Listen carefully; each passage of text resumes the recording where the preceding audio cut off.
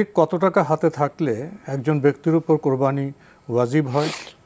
এই মাসআলার মধ্যে আলেমদের দ্বিমত আছে। একদল উলামায়ে কেরাম বলেছেন যে অন্তপক্ষে যাকাতের যে নিসাব আছে নিসাব পরিমাণ হতে হবে। এই মাসআলার ক্ষেত্রে হানাফি ফকিগণ এবং মালিকিদের একটি বক্তব্য এবং হাম্বলি মাযহাবের একদল আলেমের বক্তব্য রয়েছে। বাকি জুমহুর উলামায়ে কেরাম, অনেক আলেম এবং আহলে হাদিসদের বক্তব্য, আহলে তাহকিক মুহাক্কিক উলামায়ে কেরাম বক্তব্য হচ্ছে না, কোরবানি রাসূলুল্লাহ সাল্লাল্লাহু আলাইহি ওয়াসাল্লাম তাদেরকে দিতে বলেছেন যাদের মানে ঈদের দিনে তার সব কিছু থাকার পরে অতিরিক্ত পশু জবাই করার মতো তার কাছে সম্বল আছে, তাহলে সে আল্লাহর সন্তুষ্টির জন্য কোরবানি করবে, আল্লাহর সন্তুষ্টির জন্য সে এই কোরবানি করবে। এটা আমরা দেখতে পাই যে আল্লাহ সুবহানাহু ওয়া তাআলা কোরআনের মধ্যে আল্লাহ রাব্বুল আলামিন বলেছেন ফাসল্লি লিরাব্বিকা ওয়ানহার, সালাতের সাথে কোরবানিকে আল্লাহ সুবহানাহু ওয়া তাআলা যুক্ত করে বলেছেন। সুতরাং বোঝা যাচ্ছে যে সালাত সামর্থ্য থাকলে যারা আদায় করবে, কোনো ধরনের প্রতিবন্ধকতা নাই। ঠিক অনুরূপভাবে কোরবানি যদি সামর্থ্য থাকে সে ব্যক্তি আদায় করবে যদি কোনো প্রতিবন্ধক না থাকে, আর্থিক যদি সামর্থ্য থাকে। এটাই আল্লাহ রাসূল সাল্লাল্লাহু আলাইহি ওয়াসাল্লাম হাদিসের মধ্যে স্পষ্ট করেছেন। যে হাদিসটি সামুরা রাদিয়াল্লাহু তাআলা বর্ণনা করেছে, তিনি বলেন যে মান ওয়াজাদা মিনকুম সাআতান, তোমাদের মধ্যে যে ব্যক্তি সামর্থ্য লাভ করলো, ফালাম ইউদাহি, কিন্তু কোরবানি করলো না, ফালা ইয়াকরাবান্না মুসাল্লানা, সেজন্য আমাদের মুসাল্লার কাছে না আসে।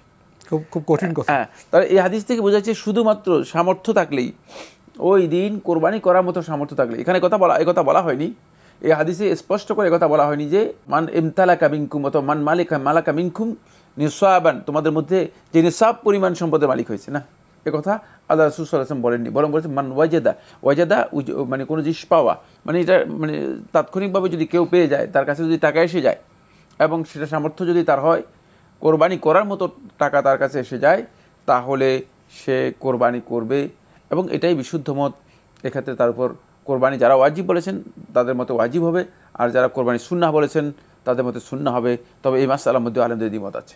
জানলাম বিষয়টি সম্পর্কে। প্রিয় দর্শক আরও লিখেছেন, সামর্থ্য না থাকলে গরু ভাগে দেওয়া যায়, কিন্তু ছাগলে কি ভাগে দেওয়া সম্ভব? না, ধন্যবাদ আপনাকে। ছাগলের মধ্যে ভাগ নেই, ছাগল নিজে একটা ইউনিট, শুধু একটা ইউনিট।